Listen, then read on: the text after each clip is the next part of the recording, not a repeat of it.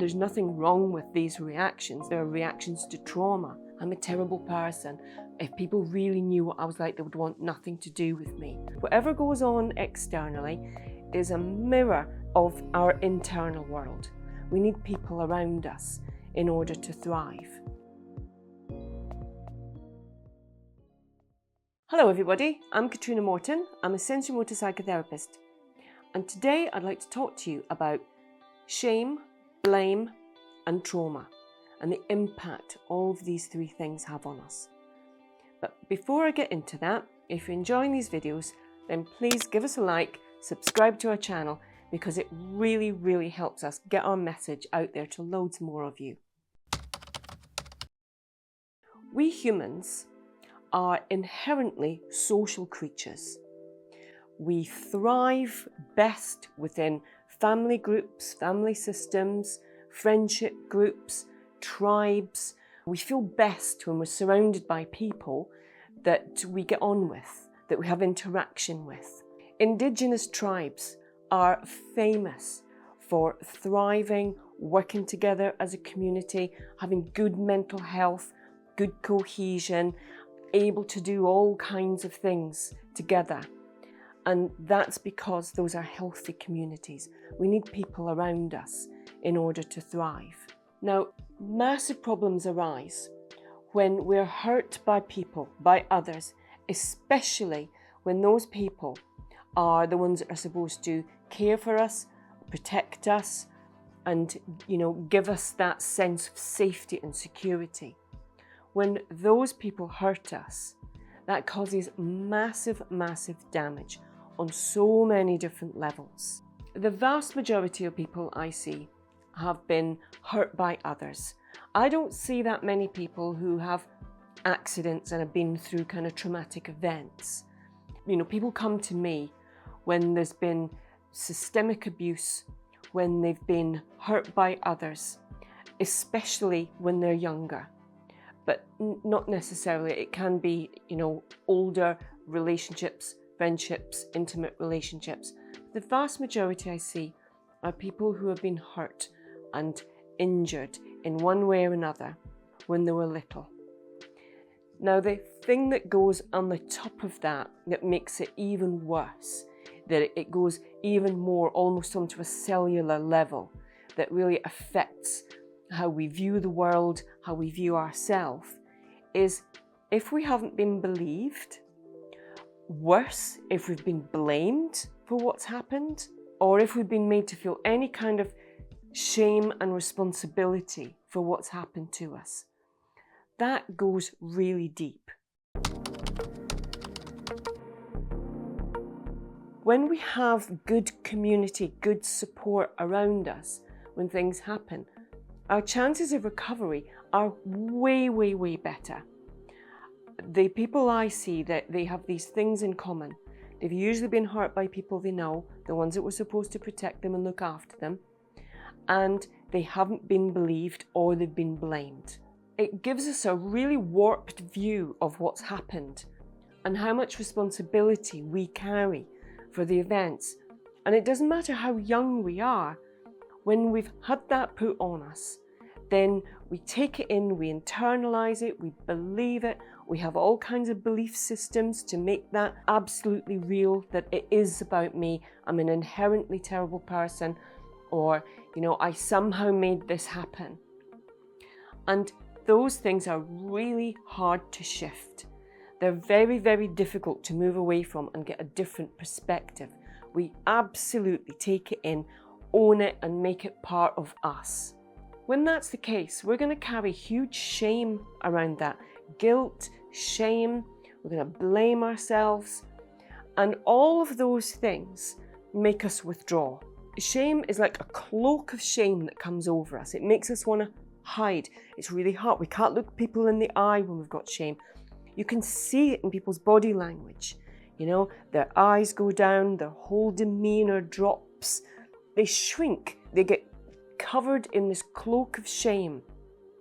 Now, the problem with all of these things, not only is it a horrible feeling to carry around, and that sense of responsibility for what's happened to us, we carry it everywhere we go. It seeps out into all kinds of ways, behaviours in our life that we're not even aware of half the time.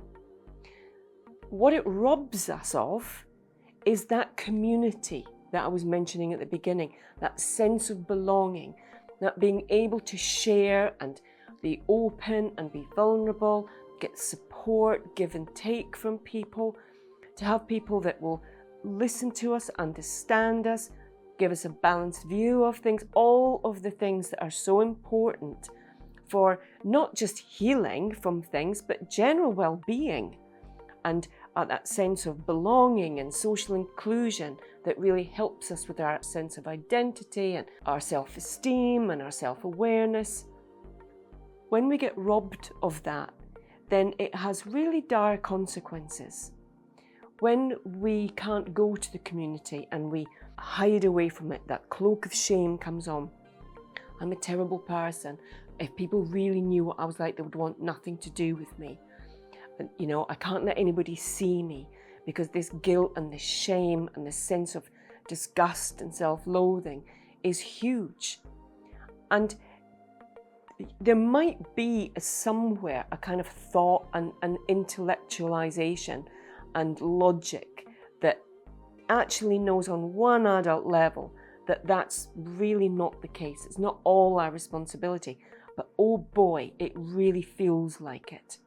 And it makes it very difficult to be interacting with people. And so that kind of trauma, it robs us of the thing that we inherently need as humans. We all have a sense of withdrawing, keeping to ourselves when we're hurt, when things go wrong. You can see it in little children. You know, if they've been told off or they're really upset, they'll go and sit in their room or cry on their bed and be on their own. Those are very normal human reactions, but they don't tend to last long. We go through that, we come back out of it. There's repair, we get over things. But people with trauma that gets triggered and they withdraw, they really learn to isolate themselves. It'll feel almost impossible to go out. The thought of meeting anybody, sometimes just going into the garden, it can feel really daunting, like the world's gaze is on them. And the world's gaze is going to be critical and, you know, really fuel that sense of shame. They're going to be found wanting in some way. It's a really lonely, isolating place to be for these people. The other thing that it really affects is our ability to trust, which, you know, makes complete sense. You know, and that really applies when people come to see me. They really need to know that I get it and I see them and I understand and I'm not judgmental about it. There's nothing wrong with these reactions. They're reactions to trauma. That kind of withdrawing, resistance, they're all part of our protection that we need. And, you know, just being able to trust again and open up, that just feels huge. And when trauma's involved, and you've got that visceral reaction that goes right, you know, woof, from your brain, your amygdala, right through your nervous system, we feel it. It absolutely affects the whole of our body.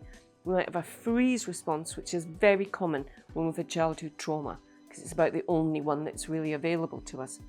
Or we can have a fight or a flight response. And it's really, really visceral. We feel it. We can't think our way out of it because it feels really real. It's not a fault in the way that we're thinking. It's a trauma trigger that's gone off on our nervous system. And it makes it really hard to engage with people and be around people. I remember when I first started in the CAMS team, I hadn't been there very long, just a few months, and there was a terrible tragedy within the team. What I witnessed was watching everybody retreat into their group rooms, their offices. The doors were shut. Everybody just went into their small groups, their teams that they were comfortable and felt safe in. They shut themselves away, they closed the doors, and I saw everybody scatter and isolate. And I knew, because I really understand about trauma and how this affects us, that what we had to do was bring everybody back together again. And I had to speak to the management and say, you've got to do this. You've got to make sure everybody feels pulled in together, that we're all in this together. You're going to talk to them, make sure that, it feels like there's that layer of protection, that you've got this. Everybody's just not on their own. And that made a massive difference right at the beginning, that we were a collective, and whatever was going to happen, we were going to get through it together, and we were going to survive and help each other out. And it was way healthier. There could have been a lot of damage done in that cohesion within the team if that hadn't happened. It's the same in communities, friendship groups, families. It's very difficult sometimes to kind of regroup and come back in, especially if we have a trauma that makes us want to hide, blame ourselves and withdraw from people. People might want to reach out and say, is there anything I can do? But to that person, that can feel really intrusive and frightening and terrifying. But all of those things give us a really good clue as to what's needed for healing and for moving forward. Because we know when we isolate and avoid and withdraw, then we do the same internally. Whatever goes on externally is a mirror of our internal world. And so that would look like, I feel upset, I feel a sensation I don't like, I'm going to avoid it. I'm going to scroll on my phone, I'm going to go and do something. I'm going to take something that's going to numb it out and get me away from it. In therapy, what we're encouraged to do is take a step towards this feeling, this sensation, this emotion. It's never as bad and as explosive and terrible as we think it is. Just a couple of steps in this direction instead of in that direction away. And the way that looks when we're able to do that and heal and sit with these things, understand exactly where that wounding is coming from, how it shows up in the body, how it affects our behaviours, why it does those things. There's always a reason for it when we look through the trauma lens. Often not when we look through logical, just clear logic lens. Doesn't make any sense. Trauma works in a very specific way. When we can learn to do that internally for ourselves, have understanding, have compassion, really know what's going on, be able to sit with it and feel it, then that gives us a really good clue as to what's needed in that moment. If we're withdrawing, we need to be able to have expansion. How do we do that? How do we get the mechanism that unlocks that?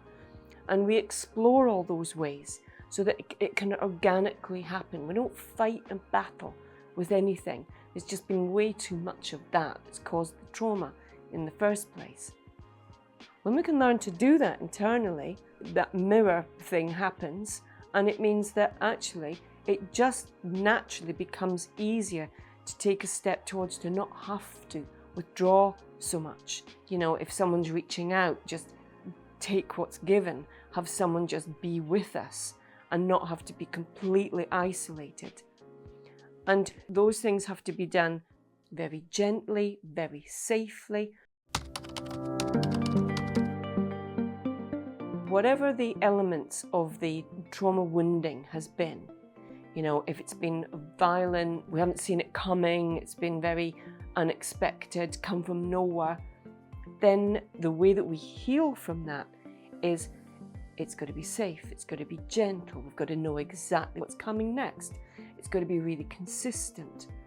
And when we can replace those things, give that wounded place a completely different experience in the present moment, then it allows that new neural pathway, that different way of being. It's just not automatic that we just go poof, instead of, okay, I can feel what's happening, I know why it is, I can give myself understanding, I'm not going to blame myself for this.